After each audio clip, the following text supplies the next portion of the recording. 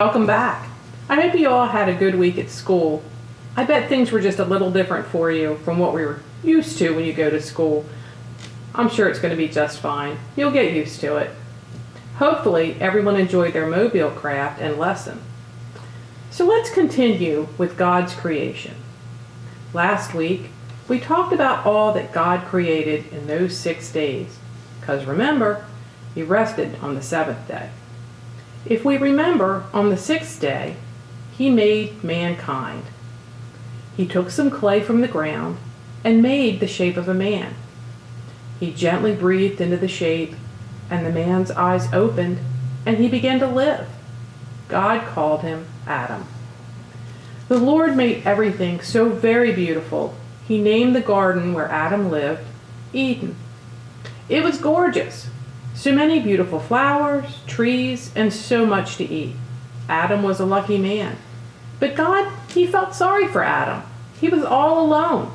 So one night, while Adam slept, God took a rib from Adam and made a woman whom He named Eve. Now Adam wouldn't be so lonely. God told them their job was to take care of their new home.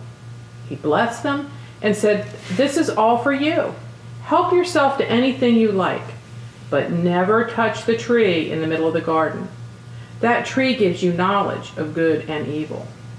The day you eat that fruit is the day you will die." Now, God didn't mean if they ate the fruit from that tree, boom, they would drop dead. What He meant was they would die without His Spirit living in them, and they would be cast out of the garden. Well, one day, Eve was collecting berries for she and Adam, and she heard a voice that wasn't Adam's. "Has God told you that you can eat fruit from all the trees?" the voice asked. Well, Eve turned around, and the voice was coming from a snake. "Well, God has told us we can eat all the fruit, except for what grows on the tree of knowledge of good and evil," Eve told the snake. Who thinks the snake was a nice snake? Think about it. You thinking? Oh, well, if you said it was nice, you were wrong. The snake was not nice at all. The snake convinced Eve it was okay to eat the fruit from that forbidden tree. And then she convinced Adam to eat it too. Uh-oh, I bet they were going to be in trouble. As soon as Eve had eaten the fruit, she began to feel funny in her tummy. She wondered what was wrong with her. And then she realized she felt bad about eating that fruit. After all, God had provided so much for her and Adam, and they had just eaten from the one tree He asked them not to. She knew they had disobeyed God and that they had done wrong. Adam and Eve became unhappy and afraid of God. Now, why do you think they felt this way? Well, let me ask you this. Would you want to disobey God? If you said no, you are right. It was too late, though. They couldn't uneat the fruit. They heard God calling to them, so they dove behind some bushes, hoping to hide from Him. But God knew where they were. He asked them if they had eaten from the tree of knowledge of good and evil. They started bickering and blaming each other. Where did all of their happiness go? God said, "You disobeyed me. You will leave the Garden of Eden, never to return.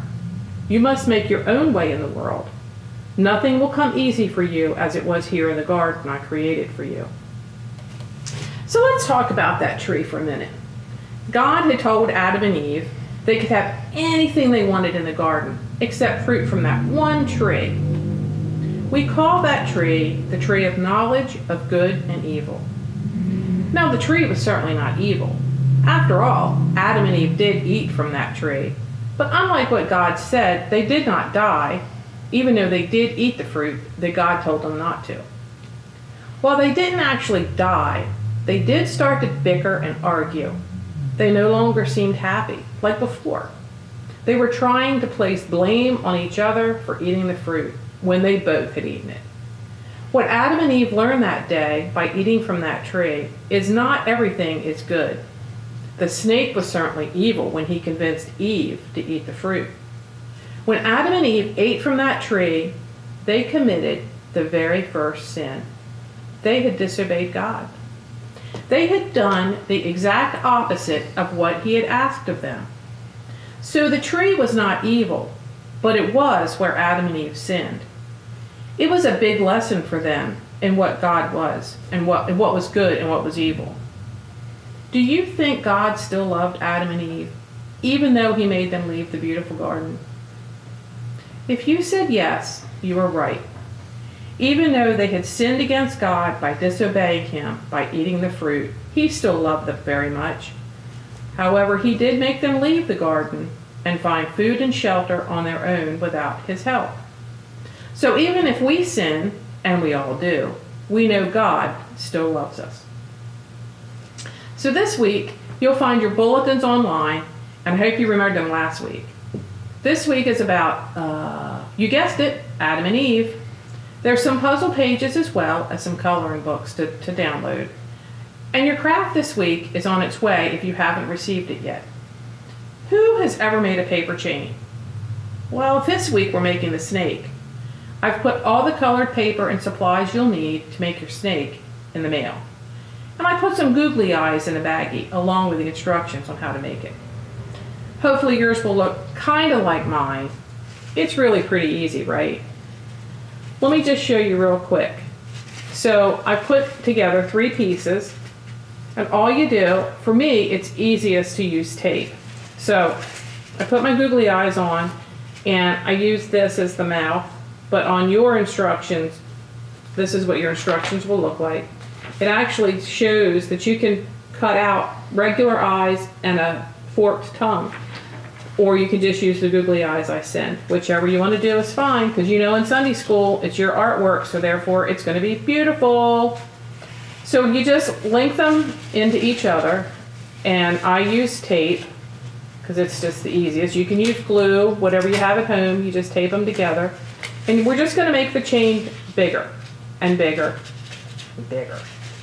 And then that's going to be our snake, okay? So all you do is link the pieces together, one inside the other. See? So once you get that done, then you've got your snake. Pretty easy. I think you'll be able to do it.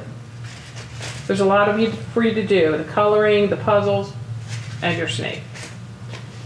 So that's it for this week. I'll see y'all again next week. I hope you continue to enjoy Sunday school, even if we're not together.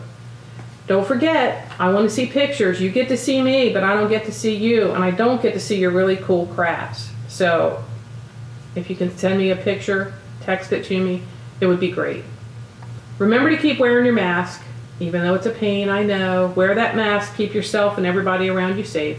Wash your hands, keep those hands away from your face, and say your prayers. I'll see you next week. So, Mr. Rob, so we now learned about Adam and Eve, and that when they do wrong, we know that God will forgive us. What do you think about that, Mr. Rob? I think that's true, Katie. I think God will always forgive us. And didn't Robert talk about that on Sunday? The forgiveness of God? Yes, I saw the video, and he was pretty good. He understood that it's our job to forgive one another after God forgives us, like Father Tom said. That's correct, Katie. So we're paying attention, and Miss Jill brought the message to us, didn't she? Yes, she did, and I love Miss Jill. Bye! Hey everybody, let's sing a song, and remember when you're out in public, you need to wear your mask, and then like Miss Jill says, you gotta keep your hands clean, so wash your hands and wear your mask. And very good, and we're gonna sing, yes, Great Things Happen. That's one of our favorite songs, so sing along with me. Great things happen when God mixes with us.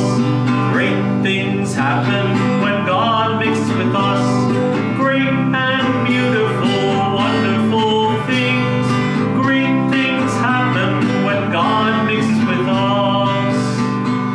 Some find Some find peace, some people even find joy.